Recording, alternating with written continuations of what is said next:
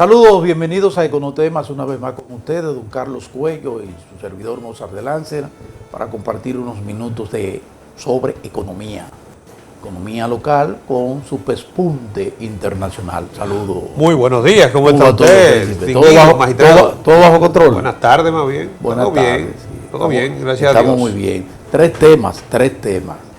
50 años de las zonas francas. Y todo lo que se agregue. Sí, 50 años de las zonas francas, que se celebró por todo lo alto en el país. Un informe sobre la inflación, de cómo va la inflación del Banco Central, y un informe de la CEPAL sobre desempeño de la economía, sobre todo lo que tiene que ver con la inversión extranjera 50 años en la República 50 años es mucho. Eso es para muchos años. Cualquiera. Sí, vamos a hablar de Usted eso. recuerda muy bien cuando comenzó la zona Sí. franca, ¿verdad? Volvemos ahora.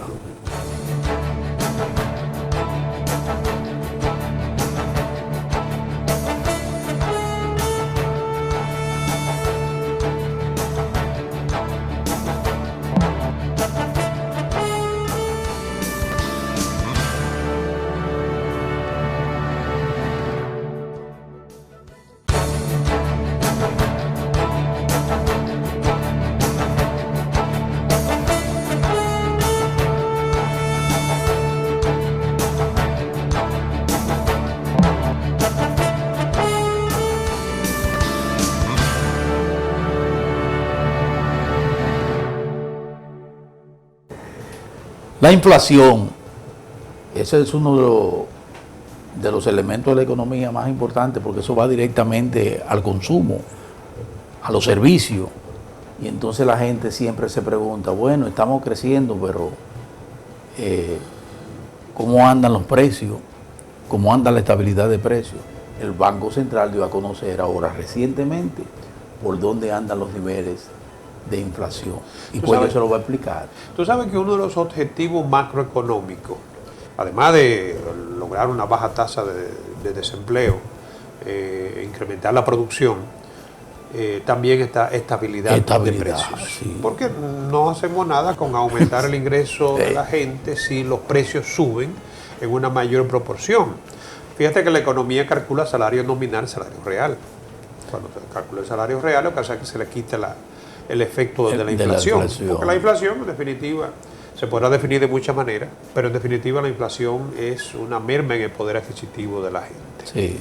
Entonces, el Banco Central compila mensualmente, nos ofrece la cifra de inflación. Para este caso, el mes anterior recuerda que fue negativa, pero para este mes de julio fue de 0.47%. O sea, se incrementó en la mitad de lo que se había incrementado en los primeros 6 meses. Eso tuvo mucho que ver con el petróleo y los precios. Mira, el petróleo afortunadamente en esta ocasión apenas explica 0.3%. Lo que más impactó fue un incremento de 1.3, en los productos, alimentos y bebidas sobre todo, no alcohólicas, o sea, alimentación, digamos, ¿no? Ese fue lo que tuvo el mayor efecto, fue un 86%. Sí.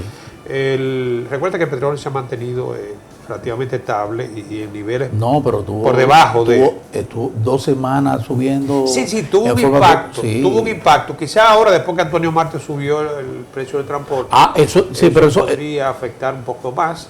Pero para el mes que se está midiendo, que es el mes de julio, todavía eso no se siente. No. Claro, eso no yo no sé siente. qué proporción tienen los sindicatos ya del transporte. Bueno, Antonio, porque el aumento fue en el transporte interurbano, que es un factor también que no pesa tanto como es el caso del transporte urbano, ¿verdad? Exacto, pero lo importante es que seguimos con el control de los precios en el país, con la estabilidad de precios del país. Para el semestre estamos hablando de una inflación que ya es un 1.64.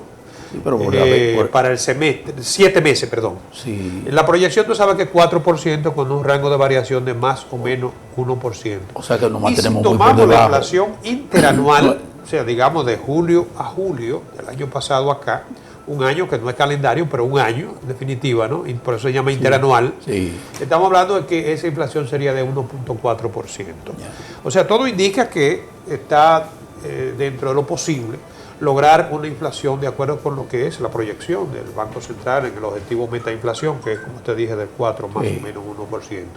De todos modos, nosotros habíamos anticipado en este programa que la inflación para esta segunda parte del año probablemente iba a tener un mayor ritmo de incremento. Sí. Eso porque no van a ser diferentes los precios al incremento del medio circulante.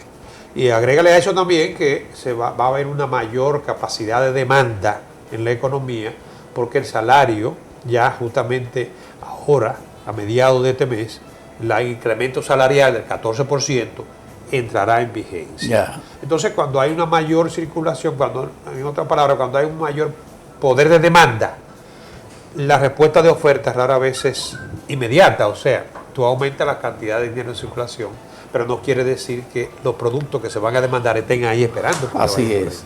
Vamos a seguir con los informes, y ahora vámonos con la CEPAL y su informe. Comisión Económica para América Latina. Para América Latina. Hay un aspecto de ese informe de la CEPAL que a mí me inquieta, que es el asunto de la reducción que ha tenido o que va a tener el tema de la inversión extranjera directa. Una reducción de aproximadamente 5%, ¿verdad? Con relación al mismo periodo del año pasado, donde tuvimos un incremento importante con más de 7.000, el promedio que se ha venido manejando, 7.000 millones más o menos, porque promedio anual es 2.500 y 2.700, entre 2.500 y 2.700 millones todos los años. Bueno, eso ha mermado, se ha reducido un poquito, y tiene eso mucho que ver con el clima que se ha vivido durante este año, un poco de incertidumbre, un componente de incertidumbre, por un lado con el asunto político partidario y electoral, otro componente con el problema que tuvimos en el turismo, que ya se refleja también ahí, que estaban en carpeta, y situaciones que se dan también en el entorno internacional, donde los inversionistas toman muy en cuenta por dónde anda la economía, y la economía para este año no pinta muy bien a nivel mundial, porque los informes que se tienen es que se encamina hacia una reducción sostenible en la mayoría de los países. Hay desaceleración en el PBI de la economía mundial, pero también hay una reducción de los niveles de inversión extranjera directa a nivel mundial. Según este estudio de la CEPAL, basándose en los cálculos a nivel mundial del Fondo Monetario y de la UNCTAD, la inversión extranjera directa estaría bajando alrededor de un 13%. Sin embargo, en América Latina y el Caribe, el crecimiento previsto es exactamente un 13%. Sí. Para el caso de los países de las economías del Caribe, que República Dominicana representa la mitad de la inversión extranjera en el Caribe. Pero lamentablemente en el caso nuestro la caída es de un 29%, y eso produjo un 11% de caída en la inversión extranjera en el Caribe. Pesa mucho República Dominicana, repito. Y esto se explica porque en el año 2017 tuvimos entrada masiva de inversión extranjera, digamos que extraordinaria, como fue el caso de AMBEC, que fue una venta, y el caso también de otras empresas dominicanas reconocidas, que fueron readquiridas por empresas multinacionales. Sí. Y en ese caso cabe destacar que si una empresa local tiene un capital de $1 millón, pero se va a traspasar, se va a vender a su valor de mercado, eso implica que la ganancia de capital se va a reflejar. Por eso el Estado recibió en una sola partida, creo que más de 8.000 millones de más de impuestos, ¿no? Entonces eso fue lo que más impactó. O sea, si tú tienes un año que ha sido extraordinario, el otro, este está en la media, 2.500, 2.700 millones de dólares de inversión extranjera. Hay que destacar que la inversión extranjera representa uno de los grandes aportadores de divisas para la economía como nuestra, ¿no? Porque contribuye a estabilizar lo que son los déficits que se puedan presentar en la balanza, en las cuentas corrientes de la economía. Sin embargo, República Dominicana sigue siendo uno de los principales receptores de inversión extranjera, para lo cual tú sabes que hay que tener estabilidad no solamente económica, sino también social. Sí, y hay un componente ahí que es importante también, y es que en esa misma medida, o más o menos respondiendo a reducción del ingreso de divisa directa, inversión directa, se ha reducido también las arcas del Banco Central en el país, porque ha tenido que responder en ocasiones al mercado del dólar, pero por los mismos factores hemos tenido también... Mira, el gran dilema de la inversión extranjera en países como los nuestros es la balanza de la transferencia.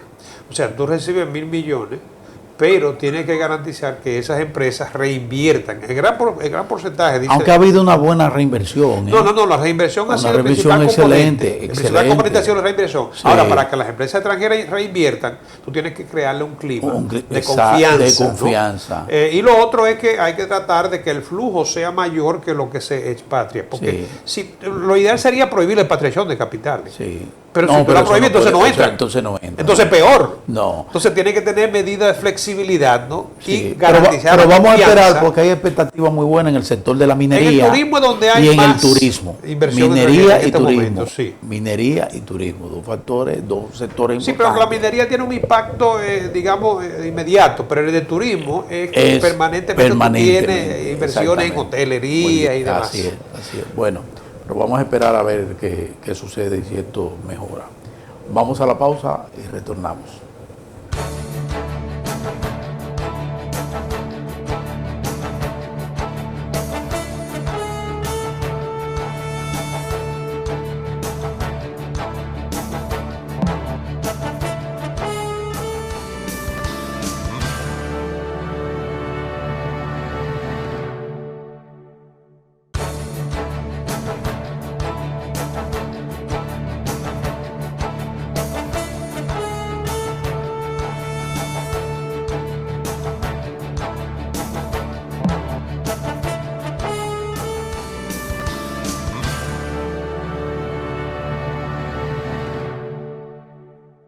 Siempre tuve mis reservas yo. Te pido algo, te interrumpo. Sí. En este segmento vamos a hablar a la franca. Sí, a la franca. Mire, siempre tuve yo mis reservas y hasta prejuicio con el sector de la zona franca. Quizá porque en mi labor de reportero fui a varias de las industrias de aquel entonces, donde el tratamiento era en misericordia con los trabajadores, sobre todo con las mujeres. Las empresas eran la mayoría coreanas en ese momento, había una gran cantidad de empresas con coreanos y chinos y ese tipo de cosas. Las textileras, la mayoría. Dominaban el mercado. Sí. Y entonces ustedes saben que aquí hubo una hecatombe cuando las zonas francas se fueron a pique. Tuvimos hasta que sacar del erario recursos para poder responder a los trabajadores que quedaron cesantes. Que no fue una mala decisión. No fue una excelente decisión. Criticada y todo, pero hoy... Pero tengo que reconocer ahora que la situación ha cambiado en estos 50 años que fue que se celebró hace pocos días en el Palacio Nacional, nada más y nada menos, con una referencia muy buena del presidente Danilo Medina, que dijo que Fidel Castro se equivocó en aquel momento cuando puso en tela de juicio o cuestionó la apertura que le había dado la República Dominicana al sector de la zona franca. Una referencia muy buena que hizo el presidente Danilo Medina para ponderar al sector. Yo debo reconocer que la diversificación, porque se han diversificado las zonas francas, en la calidad del trabajo, del ambiente laboral, incluso los mismos recursos que llegan ahora, lo que se está pagando en zona franca, estamos hablando de otra cosa, Cuello. Pero cuéntanos tú, que sabes más de eso, ¿cómo tú ves este sector? ¿Cómo tú lo ves en la actualidad? ¿Y cómo lo proyectas después de estos 50 años en la República Dominicana? Yo creo que tú has hecho una muy buena caracterización. Todos recordamos las primeras zonas francas, que fueron romanas, si mal no recuerdo. Romana. En aquel momento, Central Romana estaba en un plan de diversificación, ¿no? Sí. Y se extendió hacia el turismo. Sí. Y la zona franca. Sí, señor. Fueron criticadas, muy criticadas en principio. Con muchas facilidades, todas las facilidades. Sí, hubo que darle facilidad y todavía se conservan facilidades, porque fue al amparo de leyes especiales. Claro que sí. De incentivos, exenciones. Préstamos. El propósito era que aprovecharan la cantidad de mano de obra que nosotros teníamos ociosa, sobre todo en el caso de la industria de la confección, obreras, trabajadoras que no tenían muchas oportunidades. ¿Se incorporaron ahí? No tenían muchas opciones para integrarse en el mercado productivo. Vamos a hablar claro. Así es. Para no mencionar entre las opciones las que podían estar de por medio. Sí. Entonces, encontraron espacio en esas industrias de zona franca.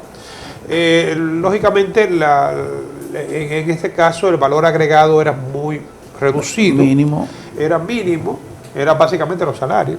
Pero ya hoy en día hay valor agregado. Y salarios muy precarios. Ahora hay valor agregado, claro que sí. Hay más de 70 y tantos parques de zona franca, 600 y pico de empresas establecidas, y están generando algo de 172.000 empleos directos, que indirectos posiblemente sean 300.000, más de 300.000. Sí. Es cierto que no ha habido una recuperación después de la crisis, porque en principio recibieron, además de las exenciones, las exoneraciones, también recibieron incentivos para entrar su producción a Estados Unidos, ¿no? Como país protegido, la iniciativa de la Cuenca del Caribe, ¿tú recuerdas? Que se consideró una competencia desleal. Ha sido un largo proceso. Y obviamente que cuando todas estas facilidades fueron desmontadas... Pues y antes solo era ensamblaje, hasta en la textilera era ensamblaje. Sí, pero ahora no. Cuando se desmontaron esas facilidades, hubo que reorientar. Y hoy en día... la textilera apenas representa menos del 25%. ¿En tecnología ahora? La tecnología, servicios de datos. Exacto. Material médico desechable, que el país es uno de los principales material médico, exactamente. Entonces ha cambiado. Bueno, también el calzado, el tabaco. En el calzado hemos progresado. Y en muchísimo. Los puros, esos grandes exportadores. Esos se incorporaron a la zona franca. Entonces, fíjate para recibir también los incentivos de la zona franca. Fíjate que cuando se estudian las exportaciones dominicanas, la composición del comercio exterior dominicano, la zona franca representa el 64% de las exportaciones de República Dominicana. No hay duda. Más de 6.000 millones de dólares responden a la zona franca. Claro que sí. Entonces es un sector, como te digo, que podrá tener su debilidad, bueno, como cualquier otro, pero yo dudo que así nosotros hubiésemos encontrado en esa coyuntura, que tú recuerdas que el país dependía básicamente de azúcar, café, cacao y tabaco. Más nada. Y las exportaciones de esos productos estaban en crisis. Y el petróleo con las dos crisis petroleras. Así es. Entonces, ese sector con el turismo son de los dos grandes emergentes de la economía dominicana. En las dos columnas. Aprovechando precisamente la ventaja del tipo de cambio y todo lo que fueron las debilidades de la crisis, ¿no? Esos dos sectores fueron los grandes, digamos que los grandes beneficiarios. Y gracias a Dios la economía dominicana ha podido mantener su ritmo de crecimiento. Mira, no sé si tuviste una publicación que salió internacional, donde se resalta que el país ha tenido una tasa de crecimiento de un 6.5% en los últimos 10 años. Y aun cuando este año sabemos que va a haber una desaceleración, pero todavía el promedio de crecimiento sigue encabezando el crecimiento de cualquier economía latinoamericana. Aunque permanecen algunos cuestionamientos al sector de la zona franca, es de lo que se le pide al Estado Dominicano que revise las exenciones, por ejemplo, que revise las facilidades, porque ya hay sectores que ya han asimilado el proceso, se han adaptado, se han recompuesto y se han relanzado. No obstante eso, yo creo que es uno de los sectores que debemos cuidar. Debemos cuidarlo y preservarlo por lo que eso significa en materia de empleo. Y como les digo, la calidad del empleo en la zona franca también ha mejorado. Pero considerabamente, aunque tiene un salario mínimo diferenciado, pero la mayoría de los trabajadores, es verdad que a veces con extra, genera por encima, muy por encima del mínimo. Y hay una transferencia, por más que se diga, un aprendizaje. También, un aprendizaje importante, sobre todo con la diversificación. Pero déjame decirte que en los sectores de tecnología y de servicios de datos, la media de salario está por encima de los $500. Así es. Y muchos de los egresados de las universidades, de nuestras universidades, en posiciones, están ocupando posiciones gerenciales en la zona franca. O sea que la zona franca han jugado un papel importante. Merecen ese reconocimiento. Y en la revisión de las leyes yo creo que hay que balancear, porque yo creo que también se podría buscar, asimilar la experiencia de la zona franca. Para buscar. Y también, exacto, ver una vinculación mayor entre lo que es la industria local y la zona franca. Así es. Para que sirvan como motor impulsor de la economía dominicana. Muy bien, terminamos. Se acabó el tiempo. Felizmente. Por fin. Nos vemos. Okay. Cuídense. Bye bye.